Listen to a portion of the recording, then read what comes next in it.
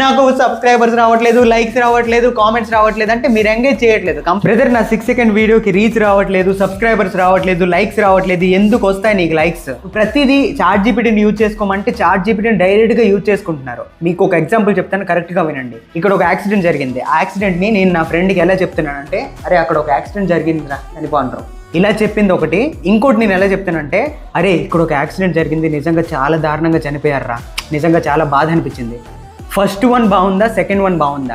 మీ script కూడా ఎలా ఉండాలంటే అవతల వ్యక్తితో మాట్లాడేటట్టు ఉండాలి. మీరు పెట్టింది మొత్తం ఒక లీనియర్గా దొరికింది కదా చాట్ జీపీటీ, దాని నుంచి ఎలా పడితే అలా పెట్టేస్తాం, టైటిల్ పెట్టేస్తాం, స్క్రిప్ట్ పెట్టేస్తాం, రీచ్ వచ్చేయాలి మీకు. అట్లా కాదు, మీరు పెట్టే స్క్రిప్ట్ అవతల వ్యక్తితో మాట్లాడాలి. అది సౌండ్ లేకపోయినా అట్లా ఉండాలి, అంత డ్రామాటిక్గా ఉండాలి, అంత ఎంగేజ్ చేయాలి. ఎంగేజ్మెంట్కి అర్థం అదే, ఓకేనా? మీరు వీడియో పెట్టేసి నాకు సబ్స్క్రైబర్స్ రావట్లేదు భయ్యా, నాకు లైక్స్ రావట్లేదు భయ్యా, నాకు సబ్స్క్రైబర్స్ రావట్లేదు, లైక్స్ రావట్లేదు, కామెంట్స్ రావట్లేదు అంటే మీరు ఎంగేజ్ చేయట్లేదు. కంప్లీట్గా దొరికింది కదా అని దాన్ని యూజ్ చేసి పడేయకండి. మీరు ఎంగేజ్ చేయాలంటే మీ ఓన్ నరేషన్ ఉండాలి. నా వీడియోస్ చూడండి కావాలంటే.